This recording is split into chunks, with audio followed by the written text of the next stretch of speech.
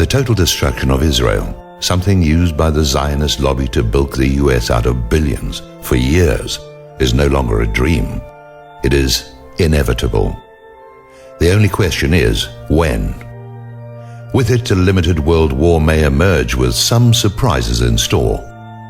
It all started long ago, but we can focus back 1 year when Israel murdered 9 Turkish citizens in an act of piracy, peace activists on an aid ship heading for Gaza.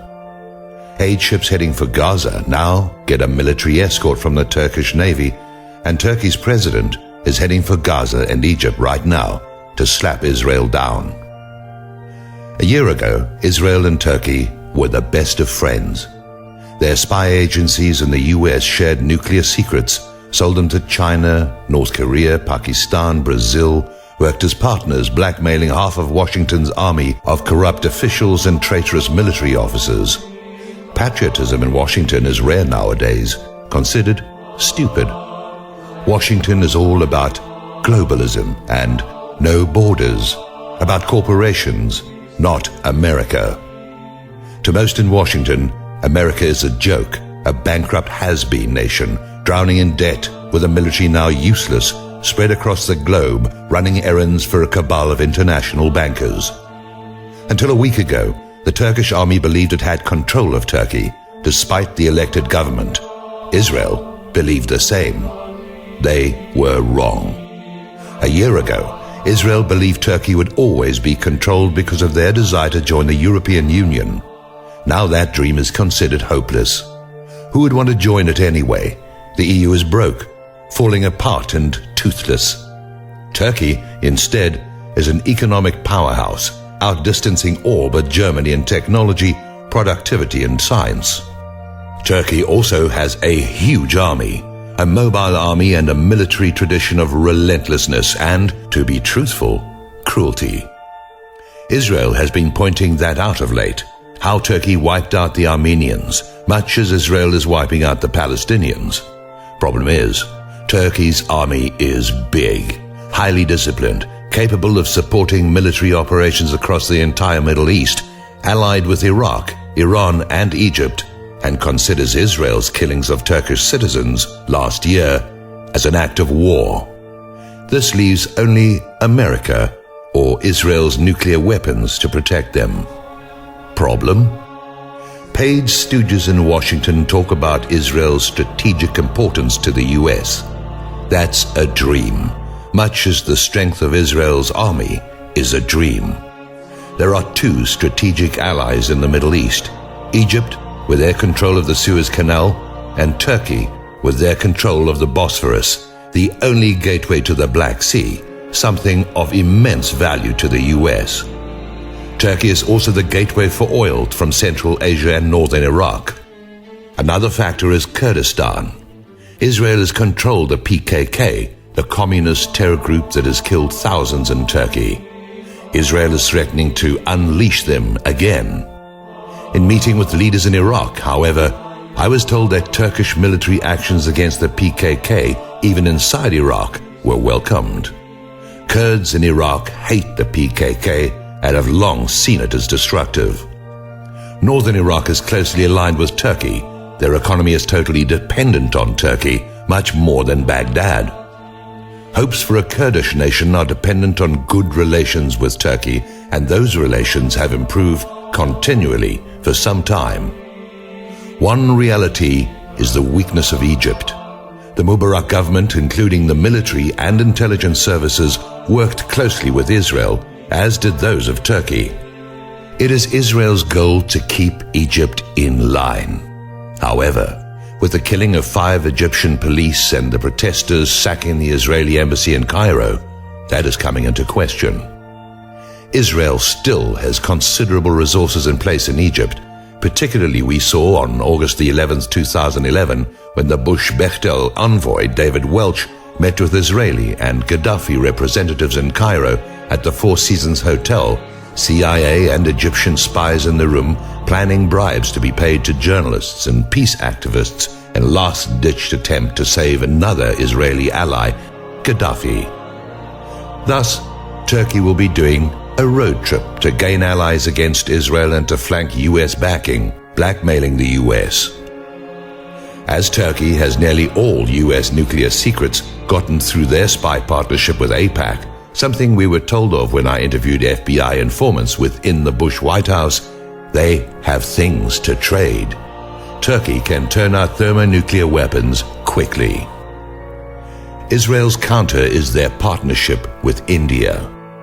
India is building long-range ICBMs capable of carrying 10 warheads, also capable of reaching the United States.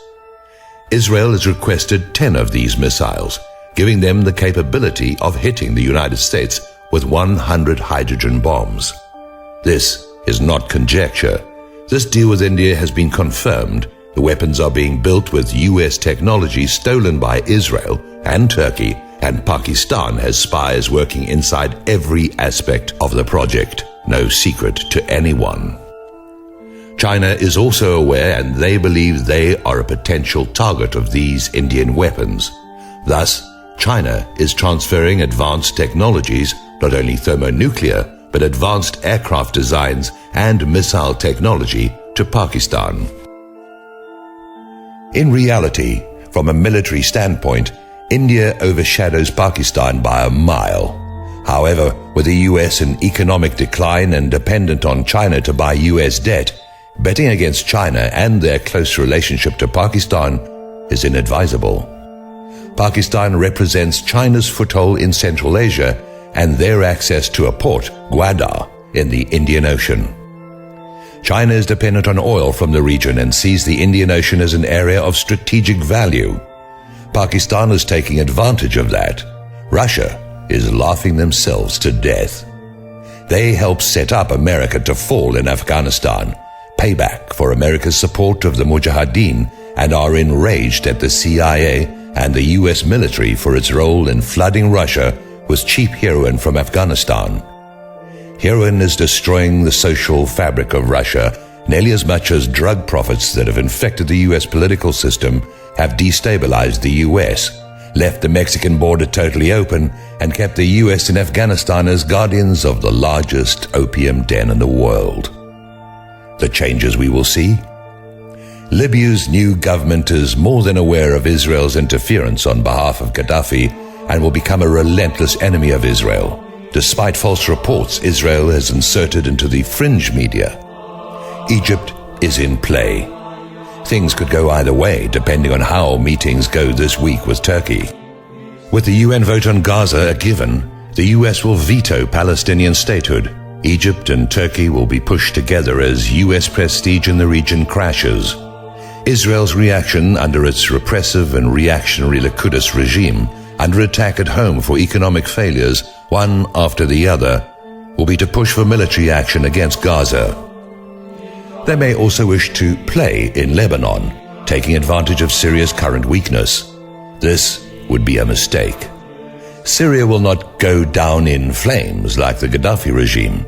They are too vulnerable and will lose their place at the table, offset by Turkey, a nation that has an unpleasant history in the region lasting hundreds of years, a reputation Turkey is now trying to repair. This could also go either way. Israel still has nuclear weapons. Their nuclear advantage in the Middle East is now likely to make them a target. Turkey's army is more than a match for Israel, not even close. There is little expectation that Egypt will do more than posture, as their military under Mubarak became a defensive force only, infiltrated, as is Turkey's, with corrupt officers.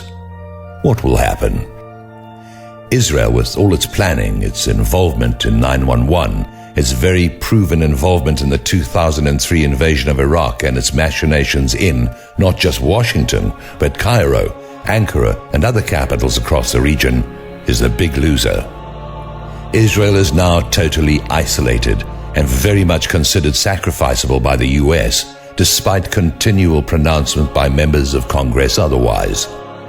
When Israel had to turn against the Democrats, despite the fact that 79% of American Jews support the Democratic Party, and turned to the GOP and Christian Zionists for support, they bought friends they would never be able to trust.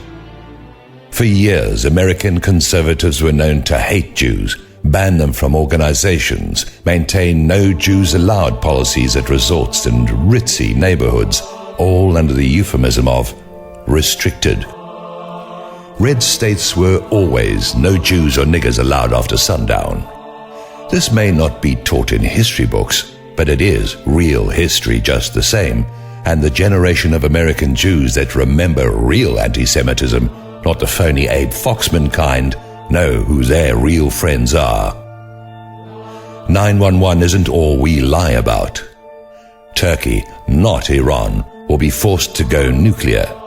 Turkey, however, is a long-time American ally, a charter member of NATO and, at heart, very pro-American, pro-Western and, as it were, sitting on the world's most strategic real estate.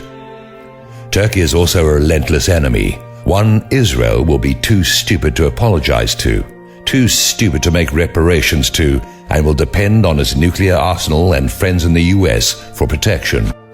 Nobody will benefit from this, not the Palestinians, not Egypt, only those who wish to see Israel have their faces in the dirt. There is a problem with this. There was some hope that Israel itself might have a rebirth of democracy, with 500,000 demonstrators demanding the resignation of Netanyahu's ultra-nationalist government last week. There was a hope. The other big loser will be the United States. Pakistan will bring China into Central Asia. Turkey may well bring them into the Mediterranean, or further. Whether Americans choose to recognize it or not, Bush murdered America's military future. Social cuts and job programs won't be enough. America will have to gut its military and withdraw from its bases around the world. That, or economically die in less than 5 years.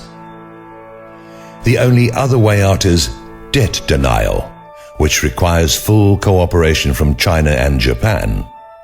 In light of these issues, these problems, Israel, that small country that has so much control over the US government, will wake up one morning a forgotten backwater in world affairs.